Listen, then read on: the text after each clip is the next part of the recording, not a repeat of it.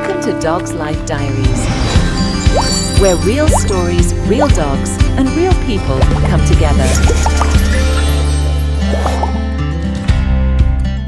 All right, welcome to another episode of Dog's Life Diary, a platform where we talk about different dogs and the breed and just everything dog life, right? And today we have the pleasure of having Miss Cindy, who is going to tell us a little bit about her background and about her cute, what breed are they?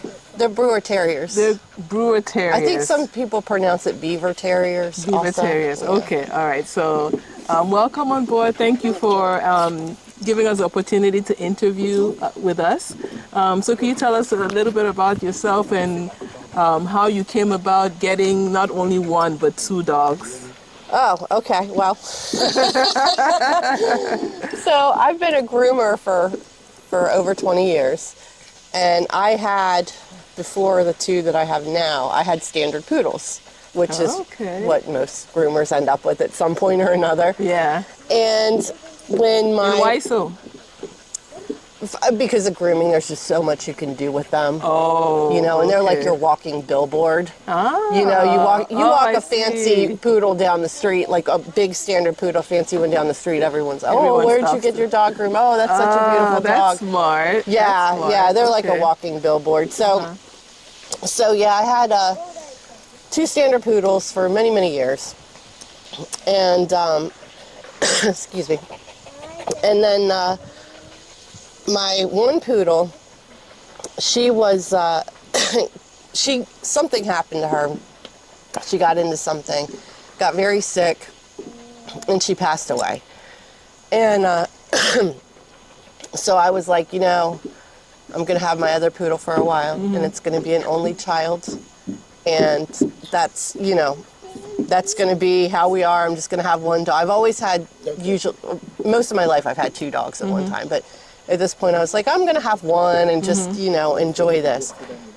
10 days later, I ended up with that one. Oh.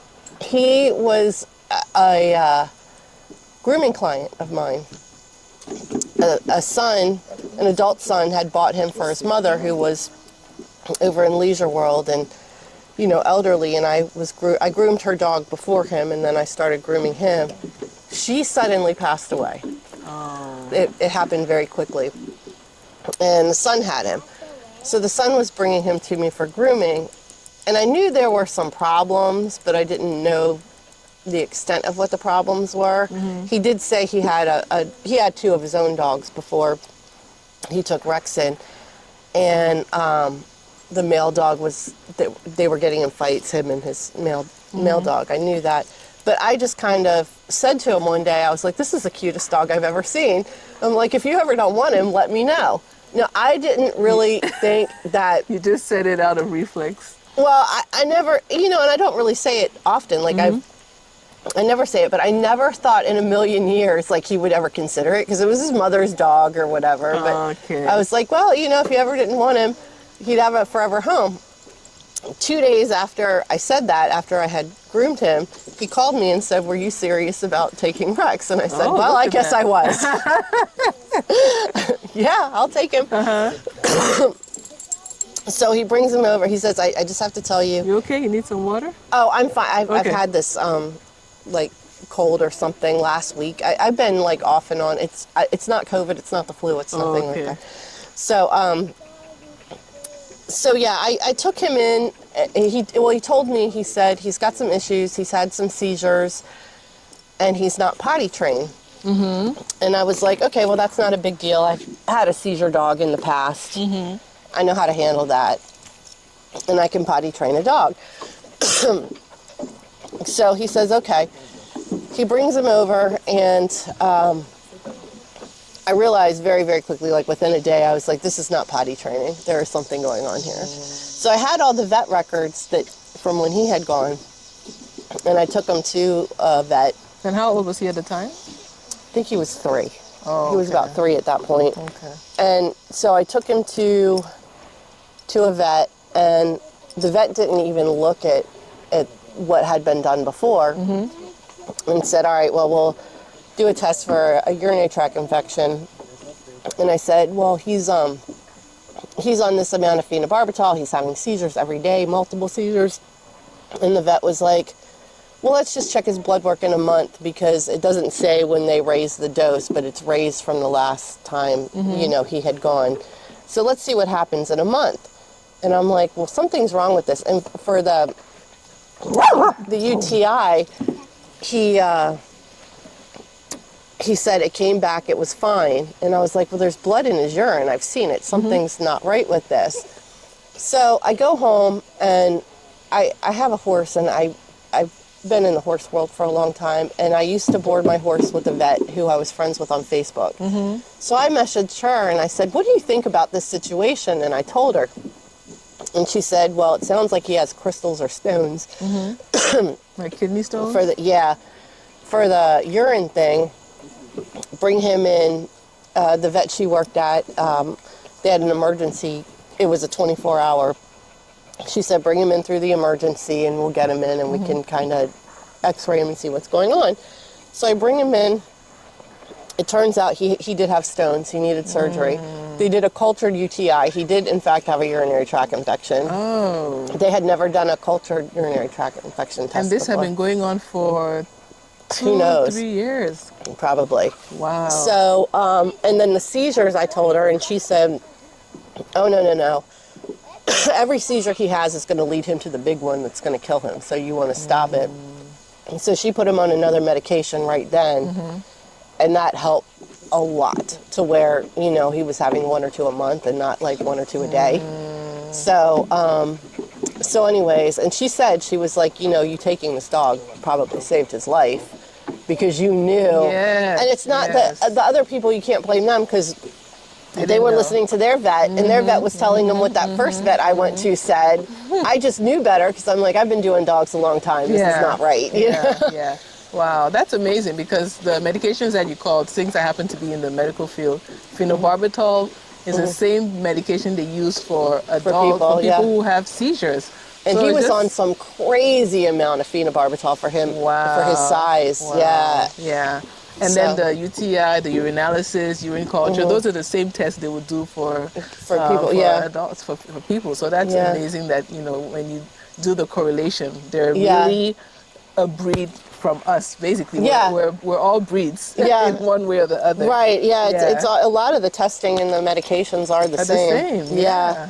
Wow. And so this is Rex. So how did you end up with Reha? With Reha. So my other poodle, 3 months later, passed away. She had a ruptured spleen. Oh. And she passed away very quickly after I got him, and after my other poodle had passed away. So he was going to be an only child. So here I am again. Yeah, right. So I was really, going to have an only child.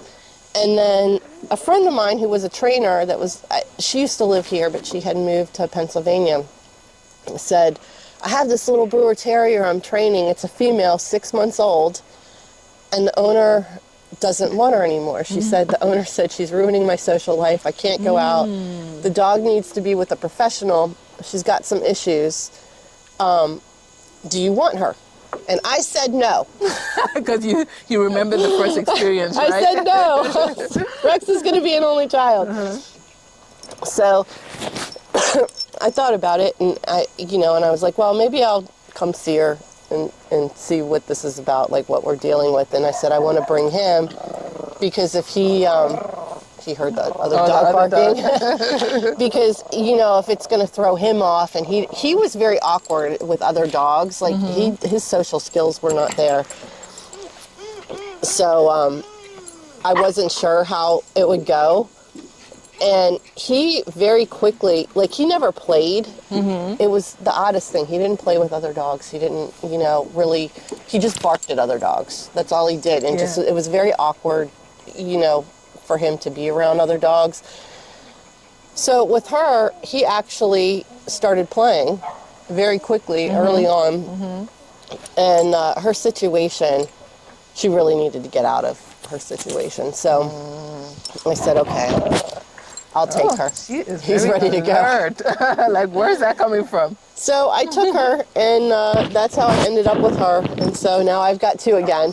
Wow. And I'm serious, I'm not getting any more for a long, Sure? long time. Someone else is going to come say, hey, I don't know. have this dog. For some reason, I end up with pairs. So Yeah. So I have these 2, and they've been, he's typically what the breed's supposed to look like. Uh-huh. I think So they're the same breed, right? Kind of. that's what they're supposed to be. Supposed to be. I think, so they were Yorkies that are tricolored, and then they became their own breed. Okay. But there's a lot of things with the breed standard I've Yeah. looked up, and she's not it. So I think somebody had a Yorkie, and at some point they bred something else to get the color in there. Oh, I see. Instead of I see. being like truly what they're supposed to look And like. Yorkies are naturally what color? Tan and black. Oh, They usually don't okay. have the white. Oh, okay. Yeah. Yeah, it's amazing how you didn't plan any of this, but you ended up with 2 dogs that look the same, like brother and sister. I know. I swear I did not. That was not my. And I've never even. I'd heard of them, but I've never actually seen one Oh, until okay. I got these 2. I have since seen one other, Yeah. but I've never actually even seen one. And I've, groomed. I can't tell you how many dogs over the years. I've never even seen one until they were the first 2 that. Wow. So what's That I special did. about their breed? Something that stands out? Oh gosh. They're cute. Very cute. Very, very cute. Model They, dogs. I mean, just look at that. Like with Yorkies and some of these other smaller breeds, they bark a lot. Yeah. They have a lot of anxiety. I don't necessarily.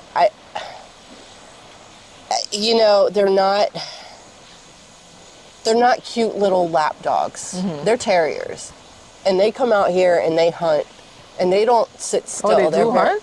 Oh, they hunt things in the grass all the time, and he will see birds before I can even see them. I can't believe his vision is that good. Yeah, I mean, just the sound of another dog barking, he's like, It sets them off. Yeah. Yeah, and at the same time, I feel like they have ADHD too, because they're from one thing to the next. I don't know if it's the breed or, because like I said, I haven't seen too many of them, but I know with Yorkies are more lap dogs than I feel like these 2 have been. yeah. These 2 are not your, at least as young dogs. I can see why the lady who was like, couldn't handle her. Yeah. She's a lot of energy, almost to the point of like what a working dog, like a ratter would be. Like a working dog that's like hunting rats or mice or something. Okay. That are constantly on the go. They're always, kind of like a Jack Russell Terrier.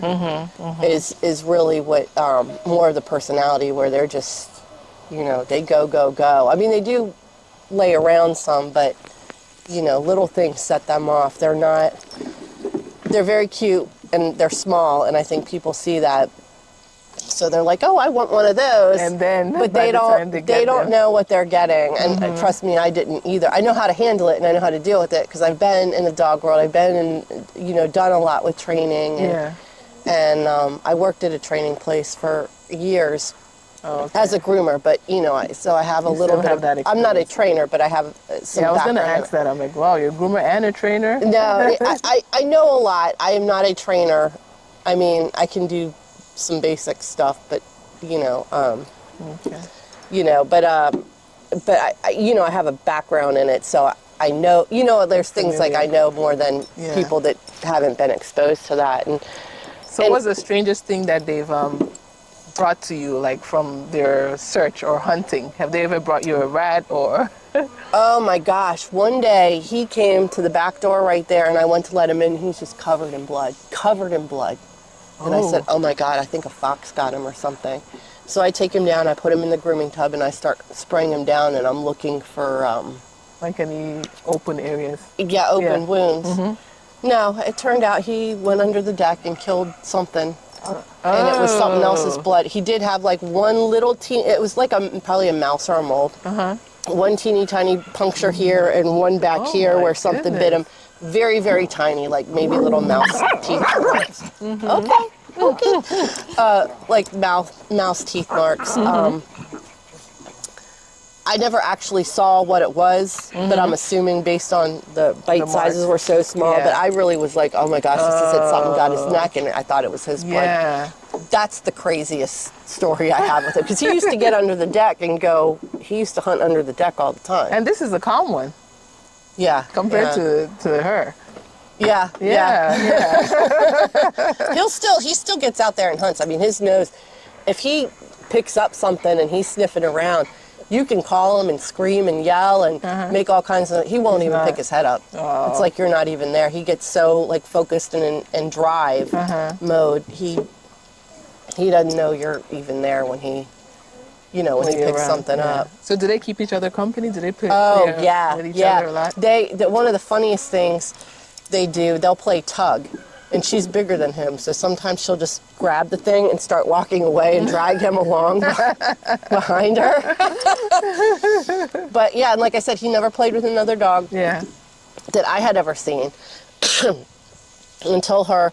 They wrestle around, they play, they still play with the tug and will tug back and forth and everything. So they so I guess it's just like kids, right? You have an only child and then they have a little brother or sister who comes along and they become best friends, or either best friends or enemies. It could be a hate or love relationship.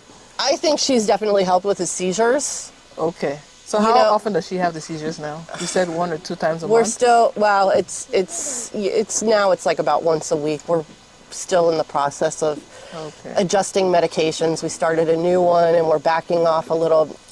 His phenobarbital doses were a little high in his system last time we checked. He's got to go for a recheck, and then we've upped his Keppra. So, I'm doing the best I can with that. But I think she's definitely helped, because I can tell a difference. If you take her out of the situation, he looks around for her. Oh, I see. And he's gotten very... Before he was actually like that with me at first, before I got her, he had attached himself to me and kind of couldn't deal with life when I was around, was not around. And now he's very much like that with her, where he's like very attached. Yeah, and if I bring another dog in and put that dog out, she'll play with another dog. He still is very weird. And, he'll just kind of sit back and bark at them. All right, so for my questions are a little, no, it doesn't make sense, but I still have to know, because I'm new to the dog world. So for human beings, they have seizures, they pass out, and you would know they're having a seizure. How do you know? Oh, he doesn't pass out, but he gets very stiff, and his legs go up like this behind his head, his 2 front legs, and he goes like this, and he's just stiff. Back. Yeah, or his side. Sometimes he's like just laid out on the ground. But yeah, he just kind of goes like this, and you can see it. He can't walk or function when he's having one. And that stays for how long? I would say usually a couple minutes. Okay. And then he comes out of it just fine. Oh, I see. Okay. Yeah. But the potty training is all good. Things he got. After he had the stone, well, she's the one with the problems. Oh, no. Okay. But after we had the surgery and he had the stones, he actually did want to go outside to go to the bathroom, and he was actually potty trained. Then she came along, and then he was like, "Oh, she's going in a house, so am I." And I'm still working on that. We've got carpet we have to change because of that. I just don't want to do it yet because they're not there. But I feel like with rescues, and I have done everything. I mean, I've tried crate training them. I have tried, they go out every 2 to 3 hours. We watch them. They will pee outside, then they'll come in, and they will pee right when they come inside. I mean, it's just, I have done everything. Both of them? She's really the bigger problem of the two, but since she started going in the house, he's kind of followed. That happens, but I feel like with rescues a lot that, So tell me about, kind of like giving me a little tidbit, but the life when your typical daily life, with these 2 cuties, when you wake up in the morning, how do they impact your life? Do you walk them 3 times a day, 2 times, or not at all? You just let them in the backyard, or how is the routine from morning? Yeah, I'm bad about the walking. I'm not gonna lie. I'm not the best on walking them. However, that being said, I mean, like, they definitely get me up in the morning because I have to. So they come jump on you? Oh, she's like right up in my face if I don't, I've gotten her, it used to be like 6 o'clock in the morning on the dot. She's like, I'm ready. We've gotten to 7:30 now. Okay, at least an hour and a half of extra sleep. Yeah, so I've gotten her to 7:30. I mean, there were times where I would just let them out and feed them and then go back to sleep because I was like, I got a couple more hours. But yeah, she used to be up early. She's gotten a little bit better. 7:30 usually, and I hear as soon as, now she'll just jump off the bed when she's ready, because as soon as she jumps off the bed, I'm like, go! Because Do they sleep with you? Yeah, because they're not potty trained, so or very well, and she hasn't had an accident like upstairs. We keep them kind of confined to the back area here, the kitchen and the family room. Okay. During the day. They do sleep with me at night, but yeah, as soon as they jump off that bed, I'm like, oh, she's gonna go. So I have to get up and bolt. I get up and bolt, and I get his medication ready because he takes his medication 3 times a day. And they come in and I feed them. So is it pills or not pills? But it's liquid because he's so small he can't do. But the do they pills. give pills to dogs, like the Crush It? They probably just give it to him. You could probably wrap it in cheese or something and give it to him. But for him, because he's so small, it's all liquid. So yeah, he gets his medication. I feed them. A lot of times I'll let him out again, and then then I get ready to work or whatever I'm gonna do. And when I'm working, the other thing is keeping them back. They like to bombard dogs that come in here, so keeping them back kind of away from grooming dogs is nice because they've intimidated some of my grooming dogs. I had a Irish setter. This thing stands, I kid you not, this high. Oh wow. It's a big dog. Wow. One time, this one came up and started barking at him, and the dog just shot out the door, and we started laughing because it's a massive sized dog and he's 5 pounds, and this dog just shoots out the door. So yeah, I can kind of keep them away from that. So they can see the dogs coming in, and they have some socialization with the dogs. Oh, okay. And sometimes when I'm done with grooming dogs, if, depending on who they are, how well I know them, I'll let them all run around together at the end of the day while I'm waiting for them to get picked up. Oh, okay. To give them a little bit more socialization, because they're fine with other dogs. They don't get in fights with other dogs. I just have to make sure the other dogs are not dog aggressive. That play with them, but they're definitely used to other dogs coming and going all day. Okay. So how is it being a groomer? How is your life? How many dogs do you groom a day? Do you do it every day? Yeah. So right now I'm working at a shop 2 days a week. Because I'm building up again, because I started back in January. I had been working in accounting and kind of just doing it on weekends. Yeah. And I let a lot of my other business go from before, because I was having back problems and I couldn't do the bigger dogs at the time. So I work probably 3 days a week here, and 2 days at a shop. And how many do you do a day? So yeah, how many do I do a day? That's a good question.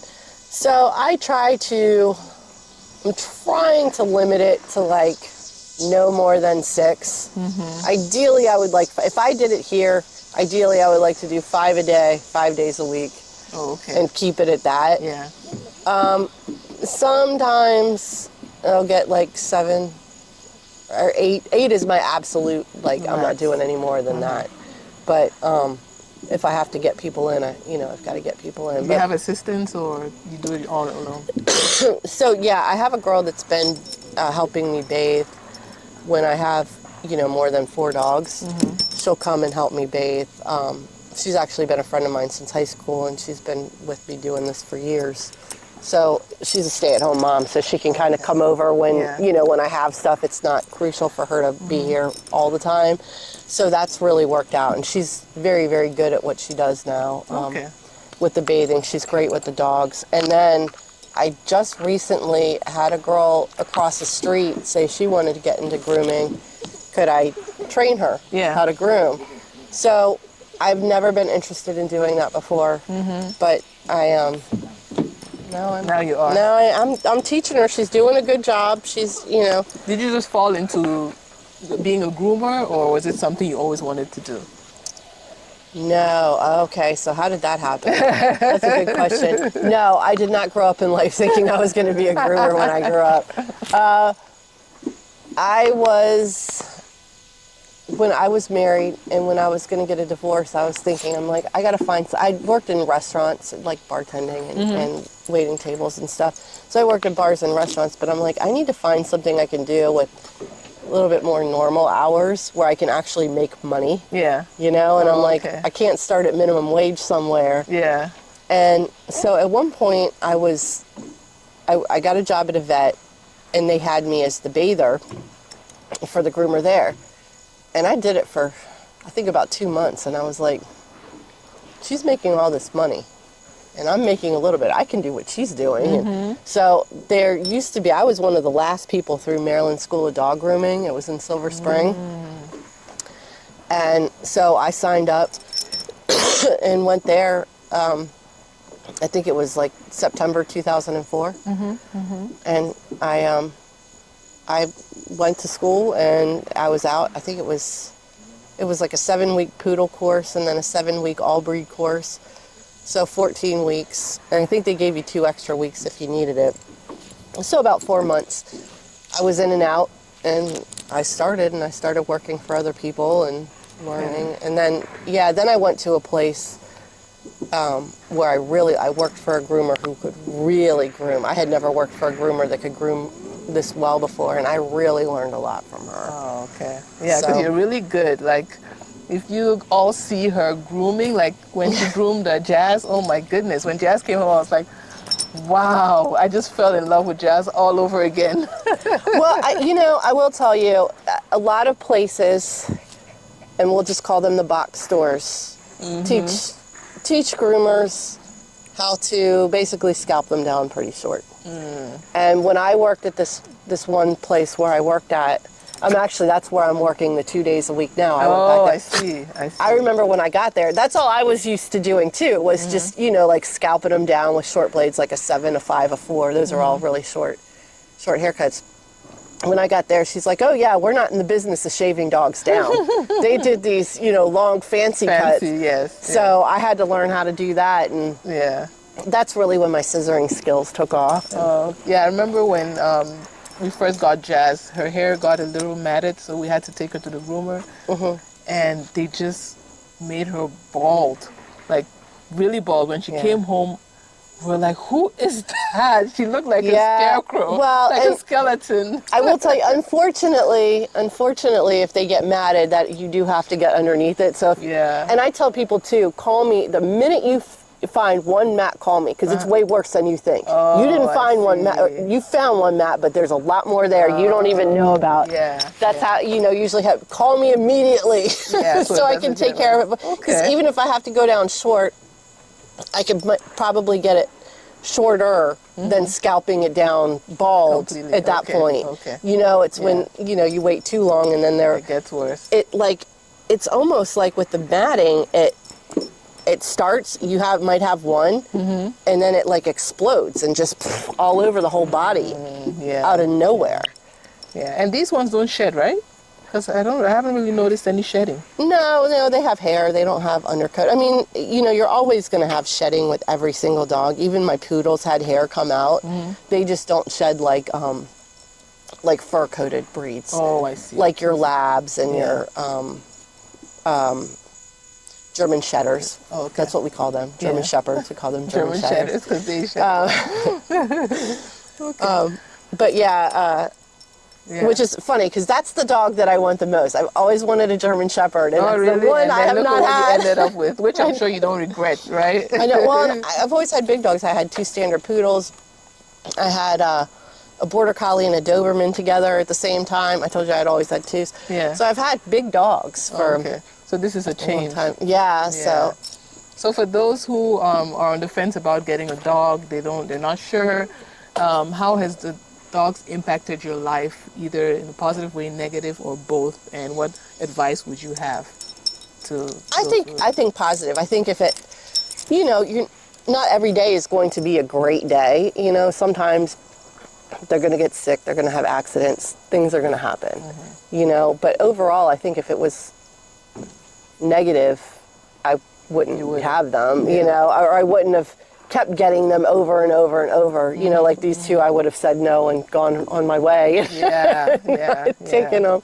Yeah. Was it hard when you lost the poodles? Like, how did you deal with that loss?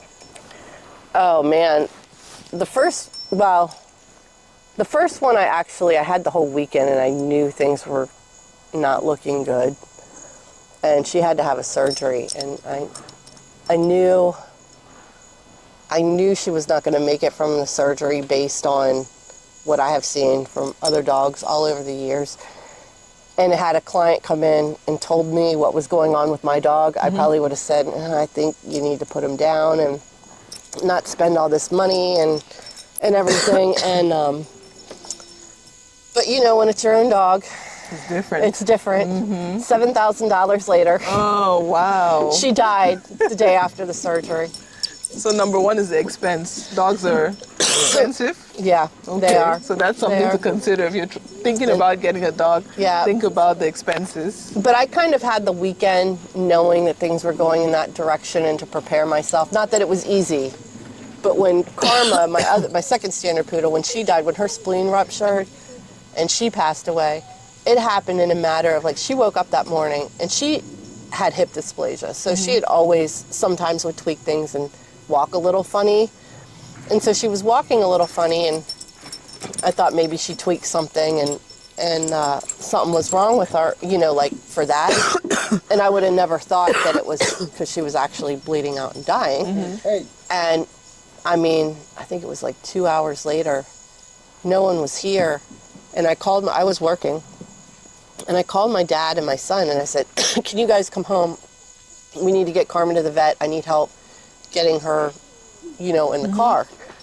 And because she started having diarrhea. And I was like, something's really not right here. And within a 2 hour period, it went from her walking around okay to not being able to stand up at all. And she's having explosive diarrhea. I have her in the tub trying to rinse her. I'm calling someone to get home to help me get her to a vet.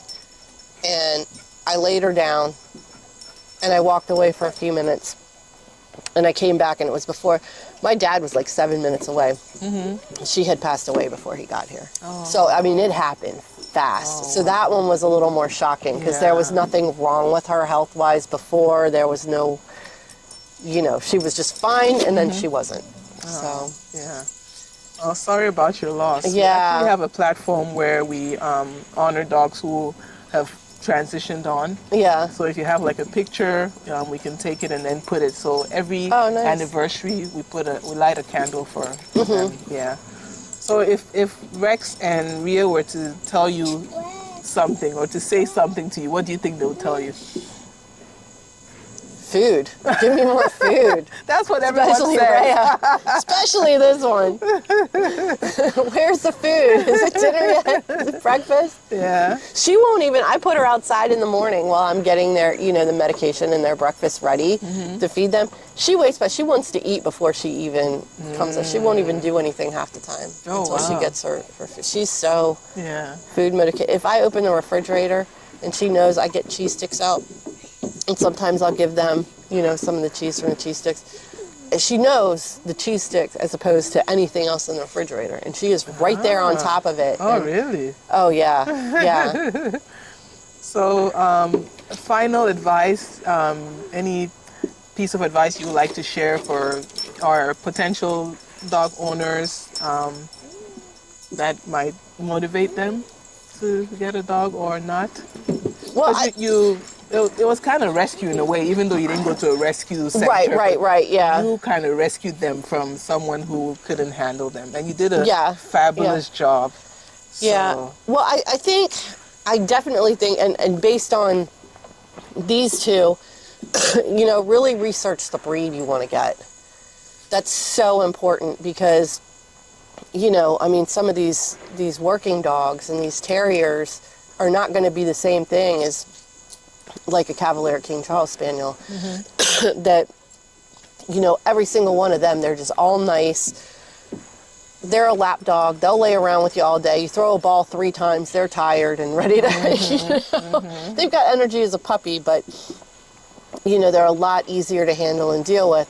Other dogs, like trainability levels, depending on what you want to do, your Labs and your Goldens and your German Shepherds are going to be way more trainable than like a Hound or a Beagle or some of these terriers are going to be more reliable in training. So it depends on what you're looking for, Are you looking for a lap dog? Are you looking for a dog that you can go hiking with and, go out and do things with? You need something that's going to be able to hold up and have the energy for that. Yeah. So I think that's important. How much training are you going to do or do you want to do? Training is so important. And I know, like, when I had my poodles, these two are not, but they were trained. I mean, they could do all sorts of really cool stuff. And I think, people would always say, oh my gosh, I wish I had your dog. I wish my dog was like yours. Well, yeah, it could be. You just have to put the time into it. So know what you're getting to, really look into that. I highly recommend that, and not just like a 8-week basic class. That's not going to get you where you need to be. Okay. But that's good advice. Yeah, you get way more of you have a much stronger bond with your dog if you train them, go to classes, because you can have a much better social life with them, exposing them to other dogs, especially when they're young, doing the training, going to intermediate, advanced classes, and doing stuff with them, because there's all kinds of dog sports too. Oh, I see. You've got agility, dock diving, rally. I mean, just all kinds of different things you can do with a lot of these dogs. And it's a lot of fun when you get into it and really learn about it. But yeah, I think a lot of people, the biggest mistake they make is get the wrong breed because they see a cute puppy. And the other mistake people make is they will go and they will pick out a dog, but there's one left in the litter, or there's, they had to bring 2, so the one had a friend. And that's the worst mistake you can make. Why so? The dogs bond with each other and they don't bond with you. Oh, I see. If you have a dog separated, like on its own until it's 6 months old, then you're fine. After 6 months, it doesn't matter if you bring another dog in. But something in their brain, up until they're 6 months old, they will bond with each other. They won't bond with you. And then a lot of times it's a disaster. Wow, interesting. Yeah. Okay. Wow, you taught us a whole lesson on and like if you take one away from the other, if you get 2 dogs, one a lot of times will be okay, but if you take the other one away, the other dog can't deal with life without that other dog being there, because they're used to it being around all the time. Yeah, just like a couple, right? Husband and wife. Yeah. So it's it's very hard on them too, and a lot of times it doesn't transfer to another dog. Oh, okay. So, but I've seen a lot of people where it's just they can't train the dogs, they can't do anything with them. Yeah. Because they've had these 2 dogs together, and when they're puppies, they thought it was great because the puppies were playing together and getting all that energy, and they could just sit there and watch. and then they had a problem that was, So I think that's another mistake people make is 2 at the same time. Okay. But yeah, I think definitely the breed, looking into training, grooming requirements. Oh my gosh, grooming how can I forget that? Which is also finances. Financial, yes. These big doodles cost money to groom, and there's reasons for that, and it's not just because groomers are greedy. Yes. They take a long time to groom. Okay. They use a lot of product, a lot of time goes into them, getting them dry, washing them, getting them dry. I mean, it takes probably, the problem is, like, to groom one of these dogs, can take me an hour and 15 minutes. To groom one of those dogs, it takes 3 hours. So if you think 3 hours? Yeah. For like these big doodles, Yeah. So if you break it down time-wise, you figure you got to charge 3 times what you're, because of just time that you're working on the dogs. I see. So. I see. Okay. So yeah, that's a big expense. So for the doodle owners, that is Guilty. why. That is why. Well, you have a smaller one. You have a smaller one. You don't have one of the bigger ones. The bigger ones are the ones that are really are a lot more time consuming. And the other thing, as you know too, people like the doodles longer. Yes. Which takes a lot longer to do because you have more scissoring, and you're not just taking them down shorter. And so that kind of contributes to the time. Okay, well. so I guess each breed has its pros and its cons. Oh, yeah. And so what I got was you need to invest time, training, finances, and just love them because they deserve to be loved, right? Because the other two people didn't have that to be able to give to them. So that's why you open up your arms and, look at them. So thank you so much. We've learned so much from this interview, especially being a groomer. Yeah. I do want to say about the doodles, though, I am not a doodle hater. I will say the one good thing about doodles is they're just very nice, happy-go-lucky dogs. So great family dog. Just a lot of work and maintenance. A lot of work. A little expensive. Yeah. And easy to train. Yeah, well, right? some of them, so they're just kind of. I think the breeding's gotten better with them. Okay. I think the breeding's gotten better. I know at one point it seemed like some of them were untrainable. They were just wild, wild. But I think that has gotten better. I've definitely, 10 years ago we were in a completely different place with these doodles. Oh, yeah. And than you are now. Yeah. But I think it's gotten better, and the personalities seem to be consistent, and I do find them nice dogs. Before everyone comes for me, because I know how that goes about the whole doodle thing. I do really enjoy them. I actually, believe it or not, I enjoy. I used to when they first started getting popular. Oh my gosh, I was like, oh no, another doodle to groom. I now enjoy grooming doodles more than I do poodles. So now I'm like, oh no, another standard poodle. I don't want Be that. careful what you ask for, right? Yeah, I'm okay with the doodles. I guess after all these years, I've gotten used to it. I don't know. But yeah, I'm not opposed to them. I think they're great dogs. I think just financially, people really need to consider the grooming because they want to go 6 months and then they get mad at it, and you have to shave them down and scalp them, and they want them long, and it looks pretty. Yeah, the maintenance on them is, you really 6 weeks is like your window. Like you have the groom 6 weeks. Like a light bill. Every 6 weeks, you got to pay for the grooming. Yeah.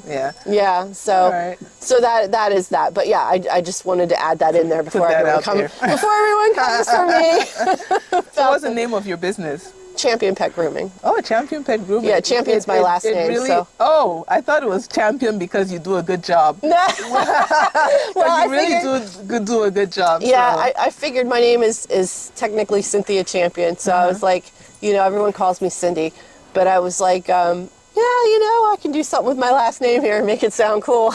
Okay, so if you're looking for a reliable, great pet groomer, we have Champion Pet Grooming, and she's located in Silver Spring, Maryland. If you want her contact information, just leave us a message in the link, and we'll be happy to share it with you with your permission. Yes. Okay, all right. Yes, and also, just so you know, I do specialize in a lot of older dogs and dogs with problems, because a lot of groomers can't do them, and I groom at my house, so it's nice and quiet here.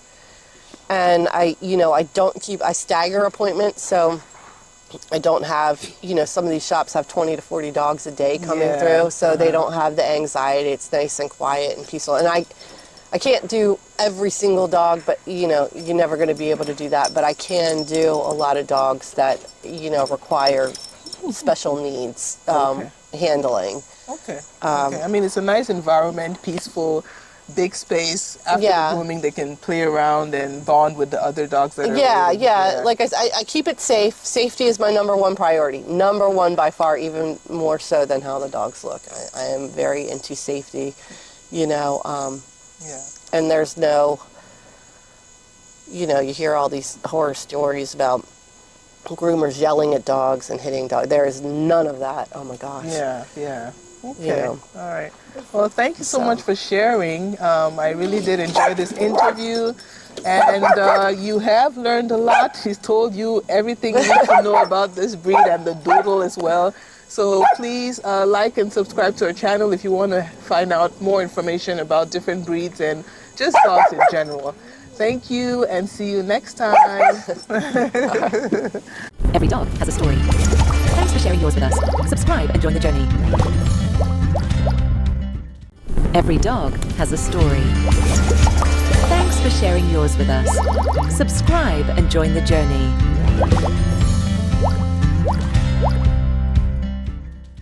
Every dog has a story. Thanks for sharing yours with us. Subscribe and join the journey.